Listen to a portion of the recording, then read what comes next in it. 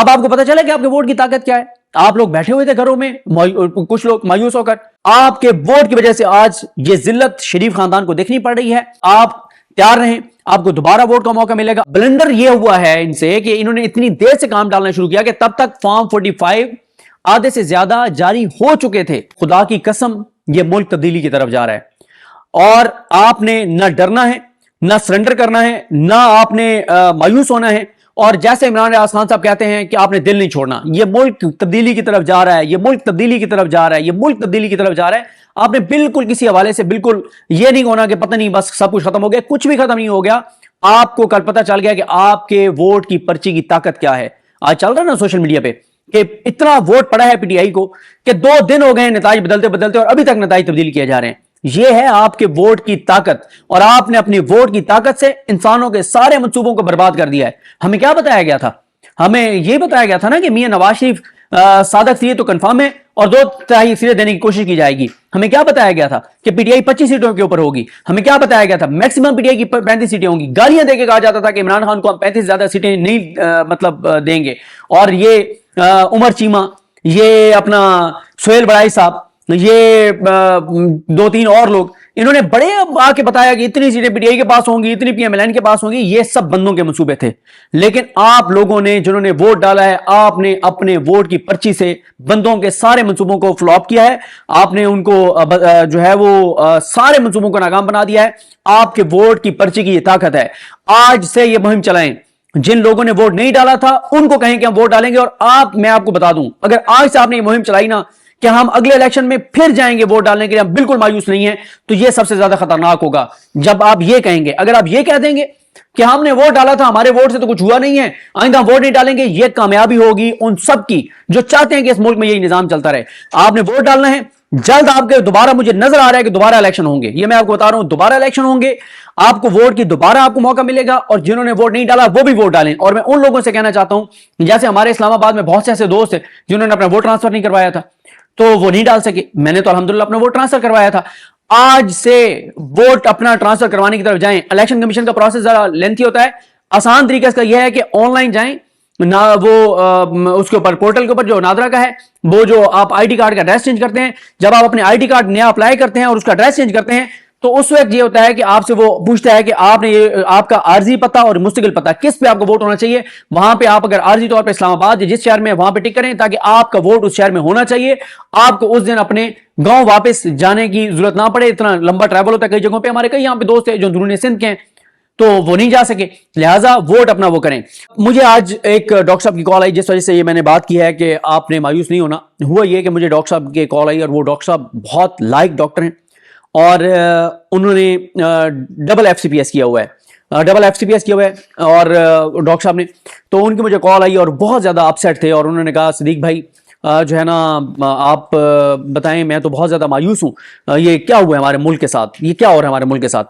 تو میں نے انہیں یہ بات کہی, میں نے جو ٹویٹ کیا میں نے اس کے بعد ٹویٹ کیا ڈاکٹر صاحب سے بات کرنے کے بعد, جو میں نے اب آپ کے سامنے بات کی کہ آپ نے بالکل مایوس نہیں ہونا. یہ ملک جا رہا ہے تبدیلی کی طرف, یہ کنفرم جا رہا ہے ملک تبدیلی کی طرف. ٹائم لگے گا. اگر آپ ہٹ گئے پیچھے پھر تو یہ ہے کامیابی جو اس موجودہ نظام کو چلتے رہنا دینا چاہتے ہیں. ان کی کامیابی ہے. آپ ووٹ ڈالنے نہیں جائیں گے, آپ چپ کر کے بیٹھ جائیں گے, آپ مایوس ہو جائیں گے, وہ نہیں ہوں گے. مجھے اس بات کی پریشانی ہے کہ وہ ڈاکٹر جو double F C P S ہیں اور پیڈز کے ڈاکٹر ہیں, اب آپ دیکھیں کہ یہ پاکستان کے جو سرکاری میڈیکل کالجز ہیں نا, ان کے پڑھے ہوئے جو ڈاکٹرز ہیں نا, وہ بڑے زبردست ہیں, وہ بڑے کمپیٹنٹ ہیں, وہ بہت لائق ہیں, ان سے زیادہ لائق ہیں. ان میں بھی کچھ ہیں, لیکن ظاہر ہے ہمارا بدقسمتی سے یہ جو باہر سے ہمارے ایم بی بی ایس لوگ کر کے آتے ہیں, ان میں بھی بہت سے لائق ڈاکٹر ہیں. میرا ایک دوست ہے, وہ مطلب میں ڈاکٹر متی رحمان میرا دوست ہے, وہ باہر سے ایم بی بی ایس کر کے آیا اور وہ پاکستان کے ہزارہ ڈاکٹر سے اچھا ڈاکٹر ہے, حالانکہ باہر سے پڑھ کے آیا. یہ کوئی وہ نہیں ہے, لیکن بہرحال میں صرف اپنے ان ڈاکٹرز کی بات کر رہا ہوں جو پاکستان کے سرکاری میڈیکل کالجز کے پڑھے ہوئے ہیں. وہ بہت لائق ہوتے ہیں کیونکہ وہ 99% میرٹ پر آتے ہیں اور وہ کریم آف دا نیشن ہے, وہ ساری چیزیں ہیں. اب ہو کیا رہا ہے, اگر پہلے ہمارے ڈاکٹرز جو پاکستان کے میڈیکل کالجز کے پڑھے ہوئے لائق, میں ایسے درجنوں ڈاکٹروں کو جانتا ہوں جن کا میرا ذاتی ایکسپیرینس ہے. ڈاکٹر شیخ ریاض کو جانتا ہوں اور بہت سارے ڈاکٹرز کو جانتا ہوں. ڈاکٹر شیخ ریاض سعودی عرب میں ہوتے ہیں, تو میں ان کو جانتا ہوں جو اتنے لائق ڈاکٹرز تھے اور وہ پاکستان سے چلے گئے. ان کی جگہ بس ہم نے مختلف ایسے ڈاکٹرز بھر دیے جو شاید اتنے لائق نہیں ہیں. پاکستان کا اور پاکستانی کو نقصان دیا کہ وہ ڈاکٹر جو مجھے کال کر کے مایوسی کا اظہار کر رہے تھے، جو ڈبل FCPS ہیں، اب وہ مجھے بتائیں کہ اگر وہ ڈاکٹر پاکستان سے مایوس ہو کے چلا جاتا ہے، کس کا نقصان ہے؟ نواز شریف کا نقصان ہے؟ نہیں. کیوں نواز شریف کا نقصان نہیں ہے؟ اس تو پہلے لندن سے علاج کراتا ہے، اس کی تو سارا خاندان وہاں پہ ہے، ان کا تو ساری جائیدادیں وہاں پہ ہیں، اس کو کیا مسئلہ ہے؟ وہ تو جا کے وہ تو پاکستانی سے علاج ہی نہیں کراتا، وہ تو کراتا لندن والوں سے. نقصان ہے عام پاکستانی کا، جو آپ لوگ جا کے سرکاری ہاسپٹلز میں جا کے بچے چیک کرواتے ہیں، اپنے میڈیسن لیتے ہیں، یا چلیں پرائیویٹ بھی وہ ڈاکٹر بیٹھتے ہیں. یہ میں اچھے ڈاکٹرز کو کہتا ہوں کہ وہ پرائیویٹ بیٹھ کے فیس لے کے بھی اگر چیک کر رہے ہیں تو یہ بھی صدقہ جاری ہے. آج کل اتنے اچھے ڈاکٹرز نہیں بچ گئے. نقصان یہ ہو رہا ہے کہ ہمارے اچھے ڈاکٹرز اور جو باہر سے بھی پڑھ کے آئے ہیں اور یہاں انہوں نے آ کے اور آگے انہوں نے FCPS وغیرہ کیا ہے اور وہ اچھے اور کمپیٹنٹ ڈاکٹر ہیں، وہ بھی جا رہے ہیں باہر کیونکہ ان کے پاس اپرچونٹیز ہیں. نقصان ہو رہا ہے پاکستانیوں کو. لہٰذا آپ کو بالکل مایوس نہیں ہونا چاہیے اور چیزیں انشاءاللہ بدلیں گی. اور کس نے بدلنی ہے؟ میں نے بدلنی ہے. کس نے بدلنی ہے؟ سپریم کورٹ نے بدلنی ہے؟ کسی ادارے نے بدلنی ہے؟ نہیں، آپ نے بدلنی ہے. آپ نے بدلی ہے نا، آپ نے اپنے ووٹ کی طاقت سے بدلی ہے. اب آپ کو پتا چلا کہ آپ کے ووٹ کی طاقت کیا ہے. آپ لوگ بیٹھے ہوئے تھے گھروں میں، کچھ لوگ مایوس ہو کر کہ جی ہم ووٹ ڈالیں نہ ڈالیں کیا ہونا ہے، ہم ووٹ ڈالیں گے بند تو پھر بھی نواز شریف نے جانا ہے. لیکن آپ اگر اس دن ٹرن آؤٹ آپ کا اچھا نہ ہوتا، اگر آپ نہ نکلتے، تو کیا یہ ہوتا جو اس وقت ہو رہا ہے؟ آپ کے ووٹ کی وجہ سے آج یہ ذلت شریف خاندان کو دیکھنی پڑ رہی ہے. نواز شریف اس گھٹیا حد تک ذلیل اور خوار ہو رہا ہے سیاسی طور پر. لہٰذا آپ تیار رہیں، آپ کو دوبارہ ووٹ کا موقع ملے گا، آپ ڈالیں ووٹ، آپ نے یہ کرنا ہے. اور میں آپ کو بتاؤں کہ چیزیں بدلیں گی انشاءاللہ. آپ بدلیں گے، عوام بدلیں گے، لوگ بدلیں گے، اپنی ووٹ کی پرچی سے طاقت سے امن کے ساتھ بدلیں گے. یہ بدلنا پڑے گا. دیکھیں اس وقت جو ہے نا وہ عوام نے اپنا فیصلہ سنا دیا ہے. عوام کے فیصلے کے بغیر جو بھی حکومت آئے گی وہ انتہائی کمزور حکومت ہوگی، وہ انتہائی کمزور حکومت ہوگی، وہ ایک دن بھی نہیں چل سکتی.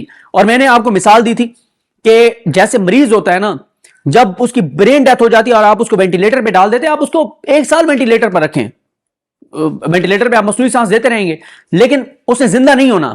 اور سرل المیڈا نے بالکل صحیح ٹویٹ کیا. مریض جب آپ کسی کو لے کے جاتے ہیں ہاسپٹل تو ڈاکٹر لکھ دیتے ہیں کہ ارائیول پہ بھی اس کی ڈیتھ تھی، یعنی یہ ہاسپٹل پہنچنے پر یہ اس سے پہلے ہی اس کی ڈیتھ ہو چکی تھی.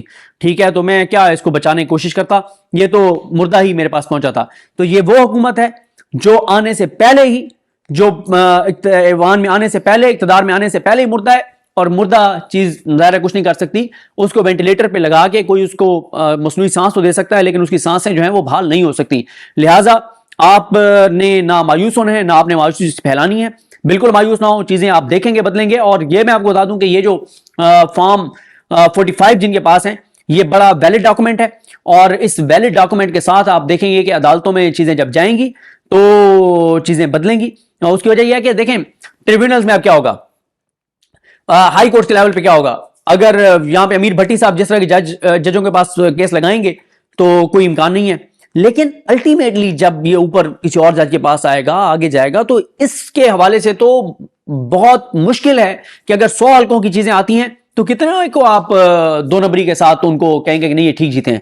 کتنوں کو کہہ دیں گے؟ 10 کو، 15 کو، 20 کو، 25 کو، 75 کو باقیوں کو آپ کو کہنا پڑے گا. کیونکہ بلنڈر یہ ہوا ہے ان سے کہ انہوں نے اتنی دیر سے کام ڈالنا شروع کیا کہ تب تک فارم 45 آدھے سے زیادہ جاری ہو چکے تھے. جب فارم 45 جاری ہو جاتے ہیں، فارم 45 کیا ہے؟ آپ جس پولنگ سٹیشن پہ گئے تھے، آپ نے ووٹ ڈالا تھا، اس در ووٹ کاؤنٹ ہوا، کاؤنٹ ہونے کے بعد ایک فارم کے اوپر لکھا گیا کہ اس پولنگ سٹیشن سے اس جماعت نے اتنے لیے، اس نے اتنے لیے، اس نے اتنے لیے، اس نے اتنے لیے. ٹھپا لگایا، مور لگائی، دے دیا. ایک فارم 45، 2، 3، 4، 5، 6، 7، 100، 150، 200. اب کیا ہوا؟ یہ سارے جاتے ہیں RO کے آفس میں. RO کیا کرتا ہے؟ اس فارم 45 سارے کو کاؤنٹ کرتا ہے کہ اس نے اتنے لیے، اس نے اتنے لیے، ساروں کو جمع کر کے وہ ایک فارم 47 جاری کرتا ہے اور وہ فائنل ریزلٹ ہوتا ہے. یہاں پہ کیا ہوا ہے؟ فارم 45 کے مطابق جو جیت رہا تھا 78,000 کی لیڈ سے، فارم 47 کے اوپر لکھا ہوا ہے کہ یہ ہار رہا ہے 25,000 کی لیڈ سے، 25,000 سے ہار گیا. اب ان ڈبوں میں جو ووٹ بند پڑا ہوا ہے، اگر اس کو یہ چینج کرنا بھی چاہیں، جتنے بڑے وہ ووٹ ہیں، تو بہت ٹائم لگے گا ان کو. اب یہ ضرور ہے کہ اس وقت لگے ہوئے ہوں گے مسترد کر رہے ہیں، لیکن اس میں بھی بڑا مشکل ہو جاتا ہے. اس میں بھی عدالتی فیصلے ہیں کہ کس حد تک ووٹ مسترد ہوں تو اس کے اوپر کیا سوالات اٹھتے ہیں اور کیا چیزیں ہیں. لہٰذا آپ نے بالکل نہیں مایوس ہونا، آپ نے ڈٹے رہنا ہے اور آپ آج سے کہنا شروع کر دیں کہ میں اگلے الیکشن میں بھی ووٹ ڈالوں گا، 6 ماہ بعد الیکشن ہو، 8 ماہ بعد ہو، سال بعد ہو، جب بھی ہوگا میں دوبارہ ووٹ ڈالنے جاؤں گا، اور ووٹ ڈالنے کے معاملے میں مایوس نہیں ہوں۔ باقی ہے مایوسی ڈیفینیٹلی ہے۔ میں آپ کو آخر میں ایک بات بتا دوں کہ میرے ایک دوست ہیں، انہوں نے مجھے کال کی اور وہ مجھے کہتا ہے کہ پہلے اس نے مجھے تصویر بھیجی، دوست نے، ان کی والدہ بہت بیمار ہیں، اللہ تعالیٰ انہیں صحت دے، تو وہ بزرگ ہیں، وہ ان کو نا ویل چیئر پہ لے کے گئے، ویل چیئر پہ لے کے گئے اور لگوایا، ان کا ووٹ ڈلوایا بشارت راجہ بشارت صاحب کے حلقے میں۔ جب رات کو ہار گئے راجہ بشارت صاحب ہرا دیے گئے، تو مجھے اس دوست کی نا رات کو کال ہوئی، کہتا ہے یار میری آنکھوں میں نا کہتا ہے آنسو آ گئے جب میں نے مطلب یہ ہوا کہ وہ ہار گئے، اور میں نے کہتا ہے پھر نا موبائل یوز کرتے ہو نا میرے سامنے میری والدہ کی تصویر آ گئی، وہ جو ویل چیئر پہ ان کی بنائی تھی، کہتا ہے مجھے اتنی تکلیف ہوئی دل سے کہ یار میری والدہ بیمار ہیں، ان کو ہم ویل چیئر پہ لے کے گئے ہیں اور میری والدہ کا ووٹ چوری ہو گیا، میری والدہ نے کسی اور کو ڈالا ہے اور وہ جیتا بھی صحیح اور اس کو ہرا دیا گیا ہے۔ تو یہ ہو رہا ہے، یہ مایوسی ڈیفینیٹلی ہے، لیکن مستقل مایوسی نہیں رکھنی، چیزیں بدلیں گی، اور کون بدلے گا؟ آپ بدلیں گے، کسی اور نے نہیں بدلنی۔ اور توقع کس سے رکھیں؟ دو لوگوں سے توقع، ایک اپنے آپ سے رکھیں، اپنے اوپر انحصار کریں کہ آپ کے ووٹ کی پرچی کی طاقت ہے، اور جس کو آپ جس کو آپ نے ووٹ دیا ہے وہ محب وطن پاکستانی بھی ہے، وہ جرت والا بھی ہے، وہ غیرت والا بھی ہے، وہ بہادر بھی ہے، وہ دلیر بھی ہے، وہ شجاع بھی ہے، وہ باوفا بھی ہے۔ اور دوسرا توقع رکھیں اللہ کی ذات سے کہ ظلم جبر ناانصافی کی ایک حد ہوتی ہے۔